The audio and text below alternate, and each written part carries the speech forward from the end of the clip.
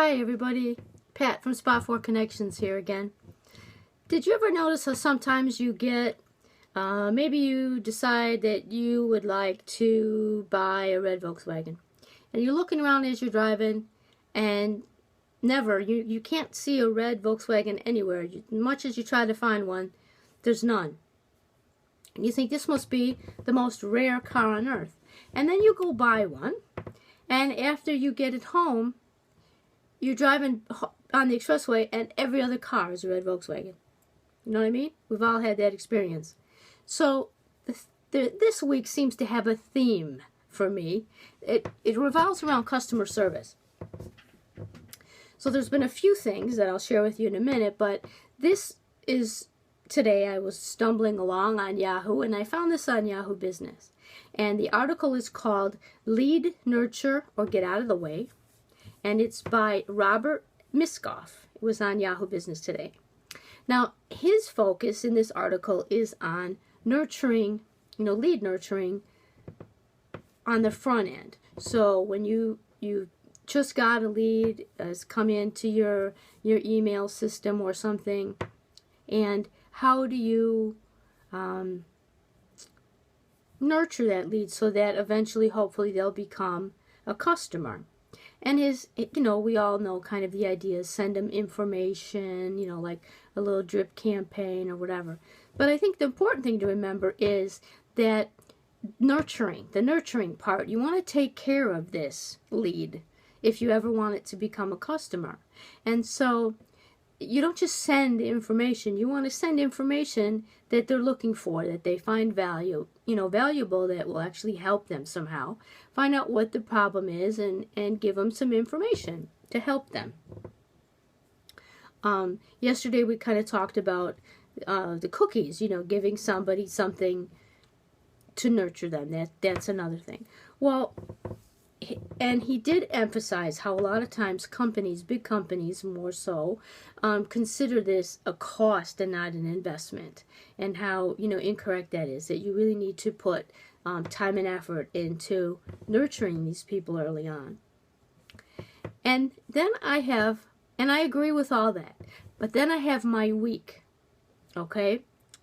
Last weekend I went to a restaurant for dinner with a group of friends. A celebration, and it is one of my fave restaurants. I've been there a number of times, and it was always really good. And last weekend they could not have done anything more wrong, from the time I walked in the door until the time I left. They messed up everything, and I was really annoyed. And then I get home, and the next morning I open up my email, and there's a $25 gift certificate from these people, because I earned it. And you know what? I was angry, and I sent them a piece of my mind. That $25 gift certificate should have been taken off the bill the night before for all of their mess-ups. And I told them that, and I haven't heard from them. It's a winery, and we're a member of the club, and we were totally dismissed. That is not good customer service. Then I had an issue with a doctor's office, and the doctor might be okay, but there was a problem. There was a problem with the billing, and because it was billed incorrectly, the insurance wasn't going to pay. And as many times as I called his office, his staff were unbelievably rude. Whatever the opposite of nurturing is, they were terrible. And they wouldn't put me through to the doctor, so it was almost impossible to get this fixed because of their error. I finally had to resort to good old-fashioned U.S. Post Office, and the doctor did call me back. Of course, he wants to defend his staff, but he doesn't understand all the lies that have been told all along. So that was another issue with not taking care of an existing customer. Okay, and then thirdly, today I had to call our TV service, our cable dish, whatever. And my bill has suddenly gone through the roof, and I called to find out what's the problem here. We had the same not stellar television stations that we had before. Why are they suddenly so expensive, and what can you do about it? And boy, did I get a runaround. And do you know what these people actually told me? If you're network marketers, you're going to love this one. My dish company told me that the way I can get my bill cheaper would be to recommend it to 10 customers, and I can save $500 a year on my TV service. And I was dumbfounded. I said, are you kidding me? This is how you're telling me to get my bill cheaper? I should go out and recommend a service that I don't like, that I'm calling to complain about?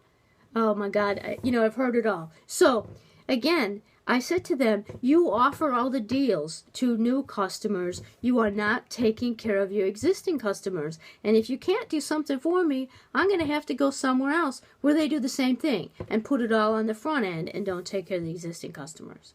So I think for me, even though we've had a few things this week about customer service, I think the takeaway for all of us is we do spend a lot of time trying to nurture leads and bring new customers into our business, but don't forget the customers you have and find a way to nurture them.